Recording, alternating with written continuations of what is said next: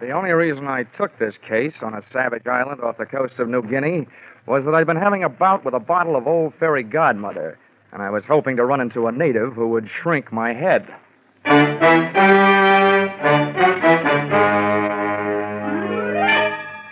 This is another in the adventures of America's fabulous freelance insurance investigator, Johnny Dollar.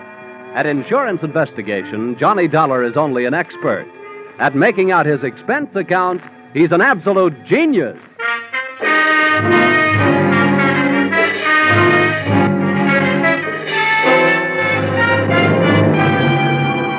Expense account submitted by Special Investigator Johnny Dollar to Seven Seas Maritime Underwriters Association, Hartford, Connecticut.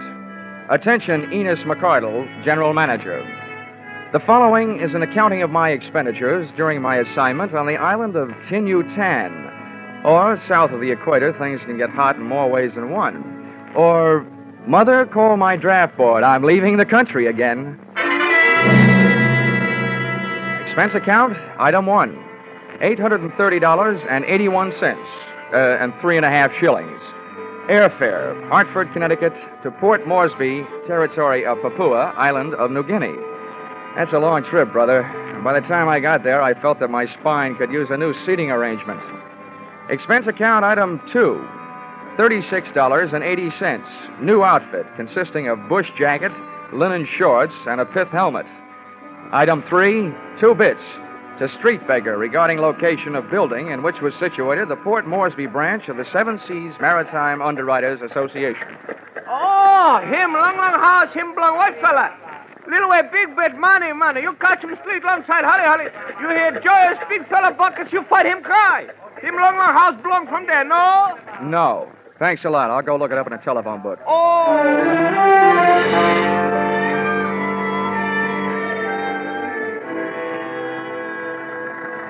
Yes, sir, I'm Mr. Narky, and it's lovely having you here, Mr. Dollar. I wish I could say the same about being here. Oh, now, you'll get used to it. I don't expect to be here that long. Cool. You're a feisty one, aren't you? You have a very large job to do. Mm-hmm. Well, let's just say I'm usually very lucky. Look, first, let me tell you what I've been told so far, and then if I've left out anything, you fill me in, okay? That'll be ticky-boo, Mr. Dollar. Your company issued a group insurance policy to the Grand East Development Corporation in the United States. Now, that company used $50,000 life insurance policies as part of the inducement to get executives and divers for their pearling fleets. That's right. Well, about a month ago, they got word that the bodies of 2 of their 6-man crew on the island of Yutan had been found hacked to pieces.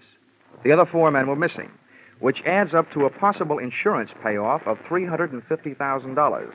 That's what I'm doing here, and that's all I know. Well, that's all there is to know. Oh, dandy. Has anybody done anything?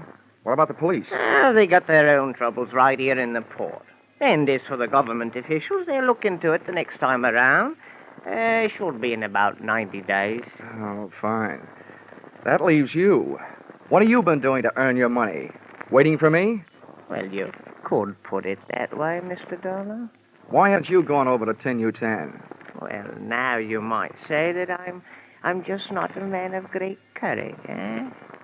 Hey, but say, I can help you to get there. Oh, thanks. Heaps.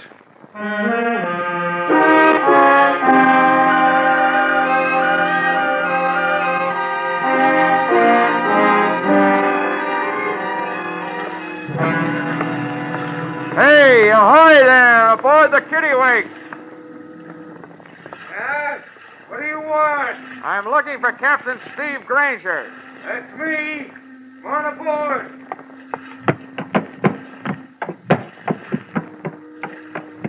Captain Granger, I'm Johnny Dollar. Pleased to meet you. Mr. Narky of the Seven Seas Maritime Underwriters tells me you might be available for a charter job. Where to? Yutan. Well, I guess so. Now, this is a big boat. It'll cost you big money. Narky says your prices are fair. When do we leave? Tide will be ready by 5. I can't be 2. Good. I'll go get my toothbrush. Good.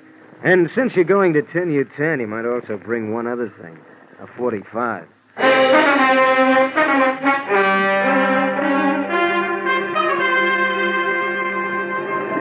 Kittiwake was a 2-masted schooner. and it skimmed the swell of the Arufa Sea like a saltwater bird after which it was named.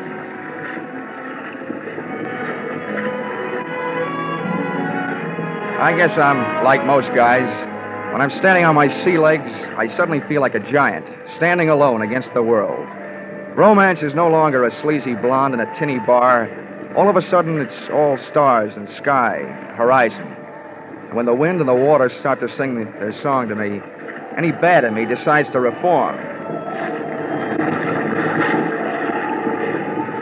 I was standing on top of the deck house like Captain Horatio Hornblower, with my legs spread and my outstretched hands gripping a pair of backstays, or at least that's what I think they were. And just about the time I'd reached the decision to trade my Hartford apartment for a berth on a Macassar pearling lugger, I heard a footstep from out of the night behind me. Fair passage, huh? Huh? Oh, yeah, Captain. Guess you caught me dreaming. A waste of time. This is the only place where dreaming can't possibly be as good as living. It's none of my business, but this sudden jump in Yutan tourist trade, what's it all about? What do you mean sudden? Well, this is the first time I've ever taken one passenger there, let alone two. Two? Yeah, another guy came to me after you did. He's below decks. Oh. Well, that ought to make you happy. It'll cut your fare in half. About that, I'll just let the guy who pays my expenses be happy. As for me, I like privacy. Who is this guy? Look, Dollar, I didn't ask you any questions, did I? Well, I didn't ask him any.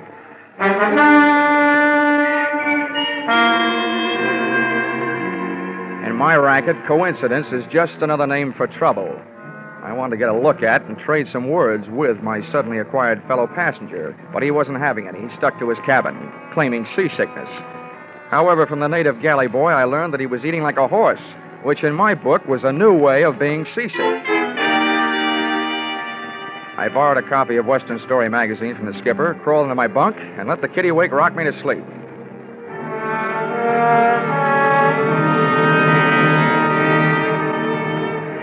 The next morning and afternoon were as uneventful as they were beautiful. At sunset, we raised the island of Yutan. All right, boys. Here's where you go to work. House all sails. We'll go in under power. Hey, Beaky. You secure the jibs. We got enough help back here. Beaky, don't move. Hey, flake that line. Don't leave it just lying in a big heap. All right, grab the engine.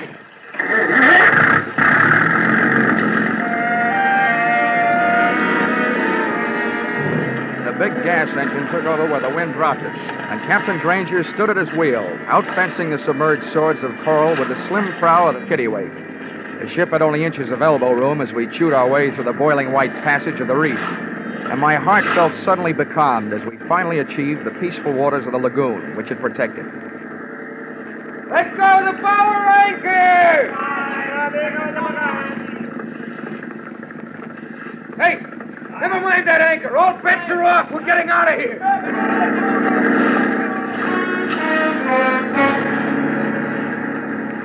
Captain Steve Granger looked like a hard man to scare, but what I saw up ahead on the beach would scare a hard man.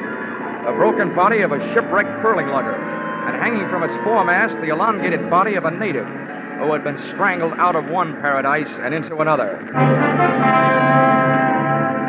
Granger spun the wheel to starboard, and the kittiwake started a retreat.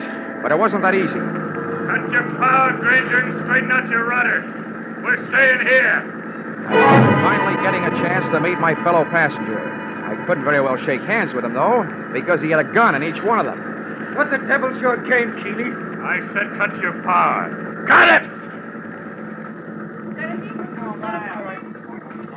Keep that crew of Kanakas up forward. If you don't, we could use a few less natives around here. Hey, brother, clock. Use English! I want to know what you're telling them. You, Dollar, get back there by the wheel. Keep your boys back there, Granger, I warned you. All right, you think I won't call your bluff? You got guts. No, I'm native, you ugly pig. You can't stop the other two, I can. Now, maybe you'll tell me what you were saying to him. I told him there was a crazy man aboard and to go over the side. They decided to protect me. They didn't make it. Now lay this rowboat in close to the beach and drop your hook. We're staying.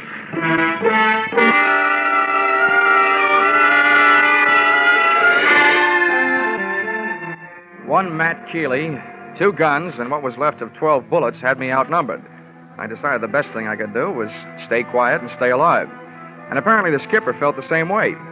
After we dropped anchor, Keeley herded us into the small boat, and we rowed him ashore.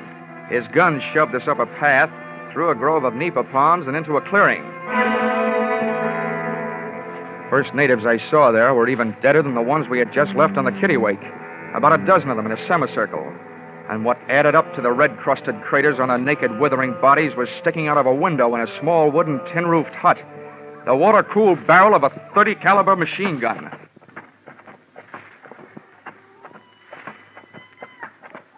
South Sea Island magic, huh? Oh, I heard you were a wise guy. Well, that can be changed.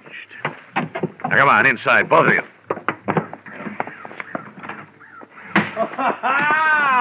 Keeley, my friend. Why, you're shooting over the water.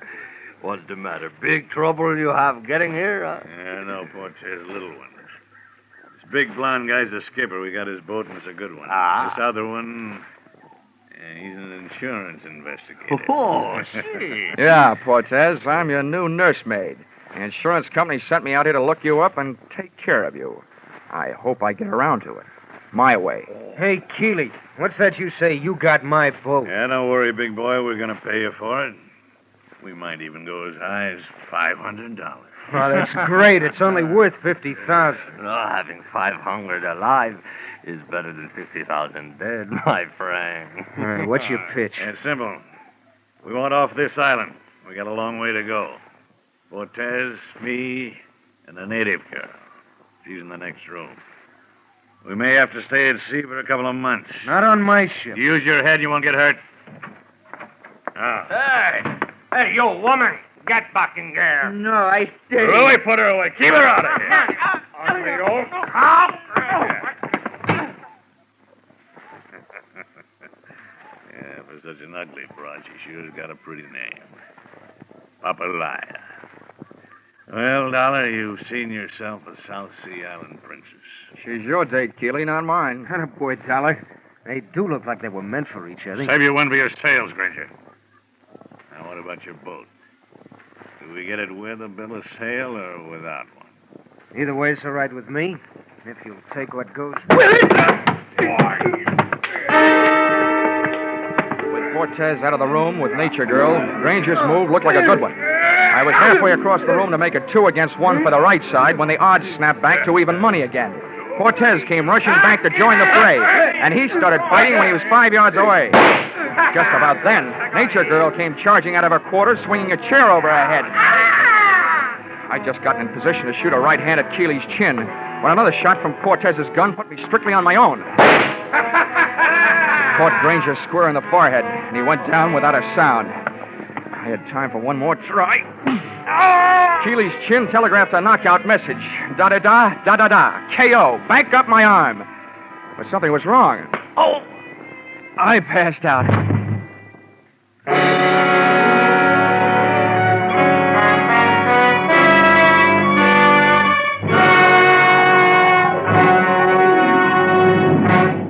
In just a moment, we'll return to the second act of Johnny Dollar. Now, with our star, Charles Russell, we return to the second act of yours truly, Johnny Dollar.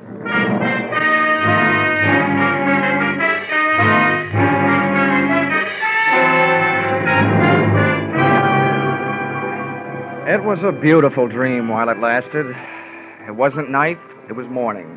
I was in a hammock slung between 2 banyan trees, framed in hibiscus bushes.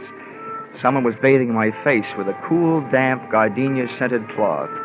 A tame parrot was feeding me toasted pumpkin seeds.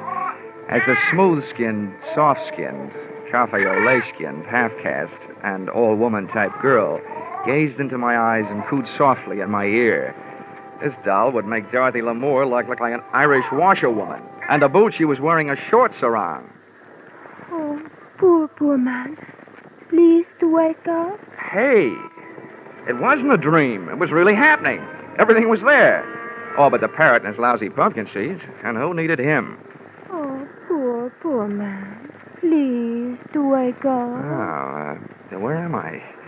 Studio One? Huh? Who are you? I thought you were talking in my sleep. I am Punta. Oh, this is awful. Awful? Yeah, this all reminds me.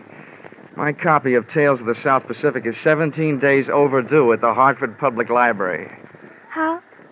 Forget it. Where am I? What am I doing here? And who are you? I am Punta. You were brought here by the Princess Papalaya from the village of Great Death. Oh, well, that place isn't hard to remember. Wish I could forget it. The princess! The one with the droopy ears, the long feet, the flat nose, the pot belly, the bad complexion, and dirty hair? Yes, she is it. She's a doll. Last time I saw her, she was swinging a chair at my head. Oh, no. She hit other fella on head after he hit you. She saved you. She like you. She tell me save you for her. Oh, what a way to die. Why didn't she hit me over the head with a chair? Say, you speak pretty fair English. Where'd you pick it up? My father was Chinese merchant on island of New Guinea. Same time as the war. You like GI? I certainly do. Sorry I didn't bring a Hershey bar. But tell me, why did the Princess Papaya, whatever her name is, why did she save me? I tell you. She like you. Oh, stop saying that. All I want to know is, what was she doing with Keeley and Portez? You know Keeley and Portez, don't you? Yes, I know them. They bad. I work in village until they make the Great Death. They kill all their friends and many natives. They bad. Oh, now we're getting somewhere. What was that all about? They die for pearl here for a long time. The native boy, they do not like these men. They do not dive anymore. So these bad men steal all pearl first.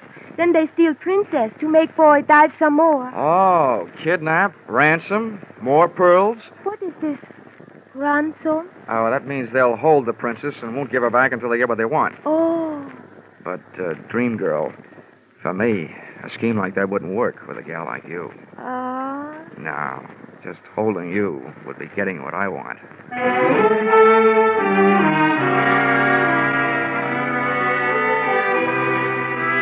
Only one thing wrong.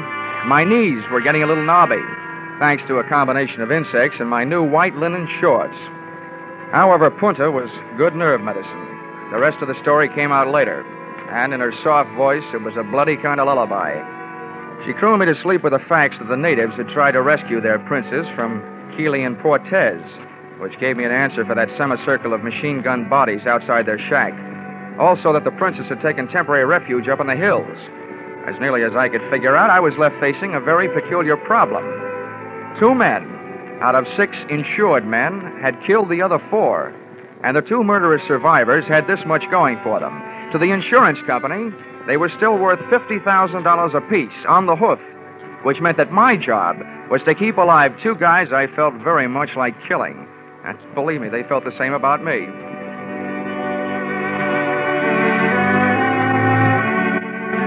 And with these beautiful, happy, restful thoughts, I left the call for darkness and went back to sleep. And who do you think I wound up with in my dreams? That hokey old parrot and his lousy pumpkin seeds. Johnny, time to get up. What? Oh. Hurry from your sleep, Johnny. There is more trouble. Hey, somebody's getting strafed. What's going on? They are killing again with their machine gun. My people trying to fight them off the island, but they are being killed.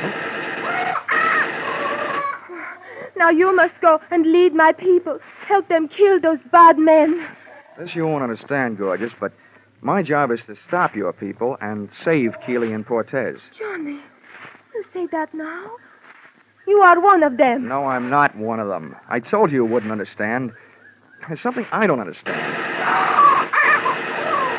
Why don't they leave? They've got what they want. Why don't they pick up their pearls and the schooner and the rotten hides and get out of here? Johnny, they do not have the pearl. Here, see? This one is for you. Black. Wow. You say for me? Where'd it come from? The princess, she come back some time ago. She tell me she took all their pearl. She tell me to tell you that this black pearl, not company pearl, this her own for you. She like you. Well, I like her, too. Just the way she is, up in the hills. Right now, I wish you looked like her.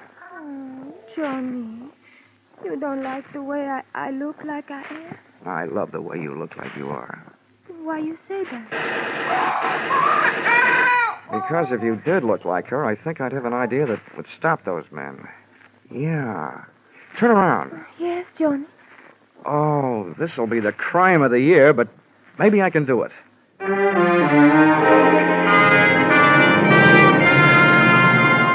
And I did. I gave Punta a thorough loss of beauty treatment. With the help of padding, dye, mud, and other jungle cosmetics, I had, at the end of an hour, a reasonable facsimile of Papalaya, the unprettiest princess in the history of royalty.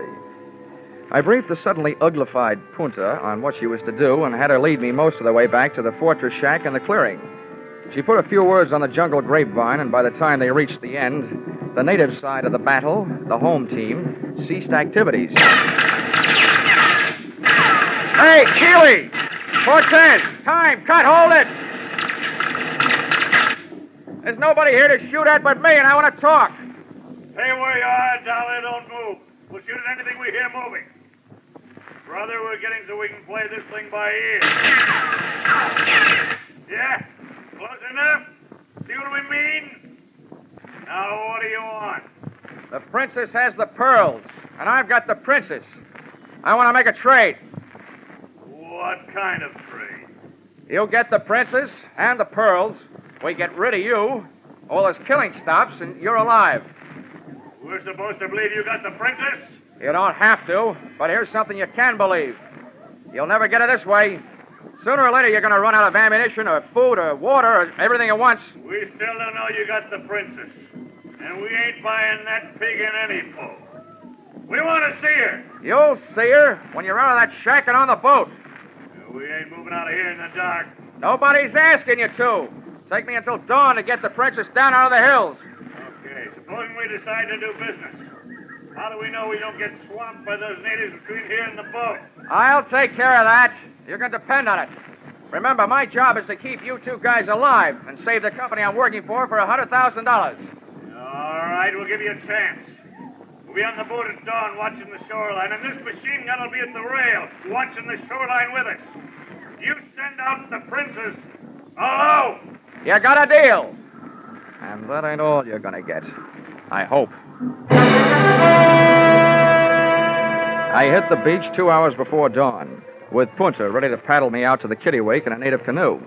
I wanted to be there with all weapons handy when Keeley and Cortez stuck their heads up over the rail. But it seems they had thought of that, too. When we hit the sand, there they were, in the small boat, halfway out to the mooring. Oh, Johnny, there they are. They spoil everything. Stay out of sight, Punta.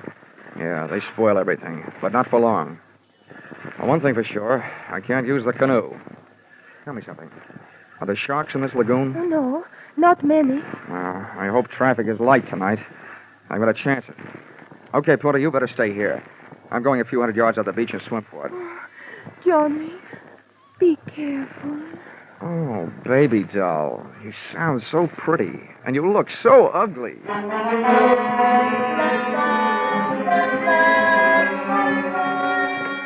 The water was warmer, and the pool at the Hartford Y, certainly not as much fun. I spent most of the trip trying to keep from splashing and watching for shark rudders around me. That was good in a way. Helped me forget that I don't swim very well. 45 minutes later, I was still half alive, looking for a handhold on the slimy waterline of the kittiwake on the seaward side. And there I stayed for the next hour and a quarter, listening to Keeley and Cortez on the other side of the boat, nursing their machine gun and waiting like I was for the dawn.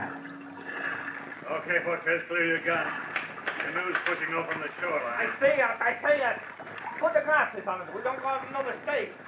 Is that the princess? Yeah, wait till I get her in focus. They'll tell me. These glasses will bring in every line in her fat, ugly face. Those glasses brought something else, if they were that good. A hop in my heart, a lump in my throat. I had to move faster than I figured to. I had to get into action while their attention was all on the approaching canoe, and before they discovered that its passenger was not the princess, but her stand-in, Punta. I grabbed the gunwale, then the rail, cursing every drift that splashed back into the water off my body. I went slipping and sliding and rushing across the deck. Keeley was leaning forward, looking through the glasses, his thighs against the rail, so I hit him first, sent him flying over the side. With or without a machine gun, Louis was a tough guy. Here's one for the road, chum.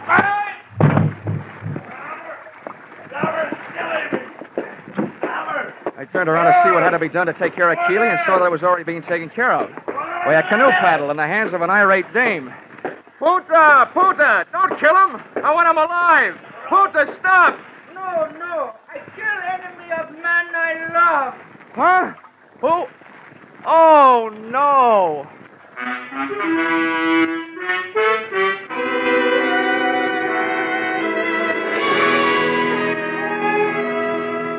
Princess Papalaya had pulled a rank on Punta and demanded that she be the one to come out to the ship in the canoe. Because, as she kept telling me on the voyage back to New Guinea, she liked me. Oh, well, she may have been awful ugly, but she was also an awful good sailor. And knowing the way to a sailor's heart, I bought her a present. Expense account, item 4, $10. Tattooing job on the Princess Papalaya's fat right shoulder. A picture of a ship under full sail. So now when she laughs, it goes bounding over the waves. Expense account, item 5, $40. Long-winded cable to 7 Seas Maritime underwriters. That's you, gentlemen.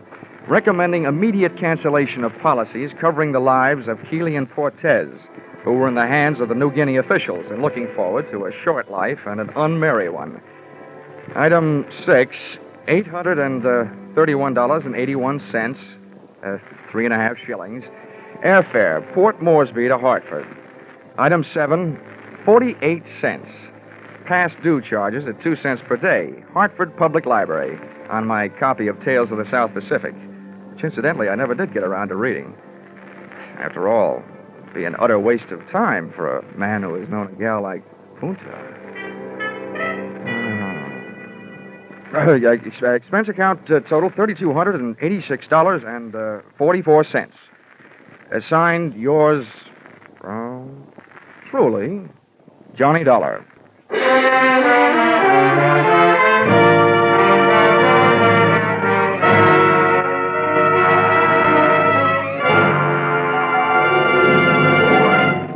Yours truly, Johnny Dollar, is produced and directed by Gordon T. Hughes and stars Charles Russell. Script by Paul Dudley and Gil Dowd. Featured in the cast were Mary Shipp, D.J. Thompson, Tom Holland, Clark Gordon, Willard Waterman, and Larry Dobkin. The special music is written and conducted by Leith Stevens. Your announcer is Paul Masterson. This is CBS, the Columbia Broadcasting System.